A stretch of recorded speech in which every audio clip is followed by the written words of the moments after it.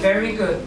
Now let me see the hands of those of the boys and girls who sometimes forget when mommy or daddy tells you to do something or not to do something. Put up your hand if you sometimes forget.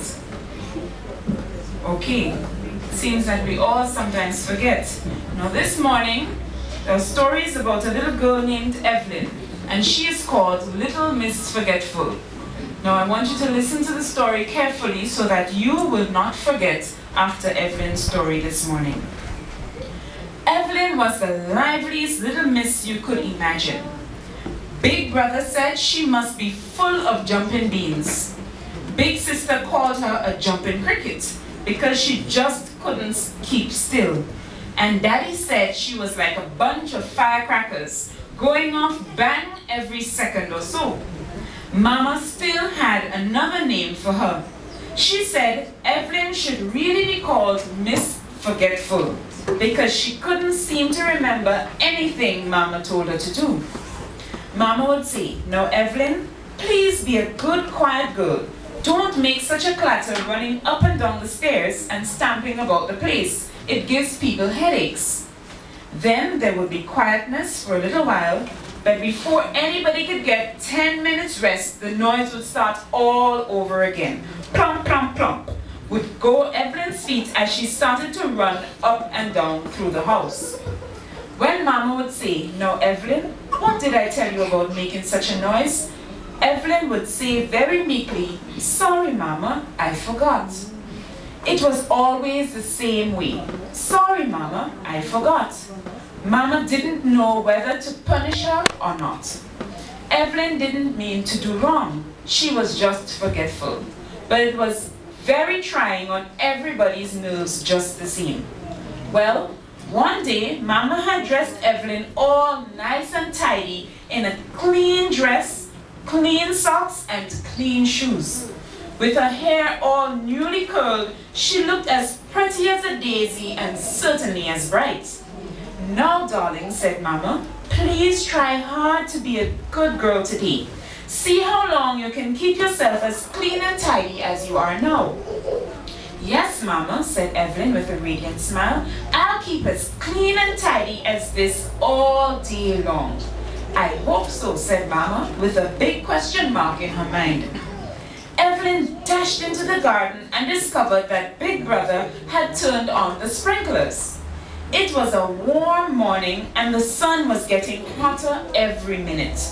The water spurted up from the sprinklers, cool and inviting. "Wouldn't it be fine," thought Evelyn, "just to feel the water dripping on my hands?" So she walked a little closer onto the lawn and reached out her hands to feel the water as it came tumbling down.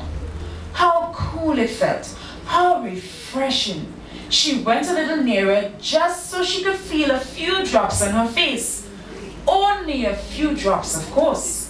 What fun! Such fun indeed that she felt she wanted to dance, just like the drops of water were bouncing about on the grass. Then she was off, dancing gaily among the sprinklers, giving not a thought to the fact that her hair and her dress, her shoes and her socks were becoming wetter and wetter every moment. Some minutes later, aroused by the shrieks of delight coming from the lawn, Mama looked out the window. She could hardly believe what she saw. Could it be possible that it was Evelyn whom she saw out there, dripping wet, but laughing and shrieking for joy as she ran round and round the lawn? Could this be the same little girl whom she had dressed so prettily less than half an hour ago? It didn't seem possible, but it was. "Evelyn!" called Mama, and there was an ominous sternness in her voice. "Come here at once!" Evelyn came, but all the laughter had vanished from her eyes. "Evelyn," said Mama, "didn't you promise me that you would try to keep yourself clean and tidy all day?" "Yes, Mama," said Evelyn, but I forgot." "So you forgot again, did you?" said Mama. "Well, I suppose we shall have to try our best to help you remember." They went upstairs together, and pretty soon there were some strange sounds coming out of the bathroom. And there weren't sounds of running water either. Then anyone listening at the bottom of the stairs might have heard Mama say, "You may stay in bed, Evelyn, until your clothes and shoes are dry." "Do I have to stay in bed in the daytime with the sun shining?" asked Evelyn. "You surely do," said Mama, in a voice that showed that she really meant it. "Not until your shoes are dry may you get up again." Those shoes were a dreadful long time drying, but all that time Evelyn was telling herself that she really would try hard not to forget so quickly again. Boys and girls, when we get instructions from Mommy or Daddy, let's please remember it.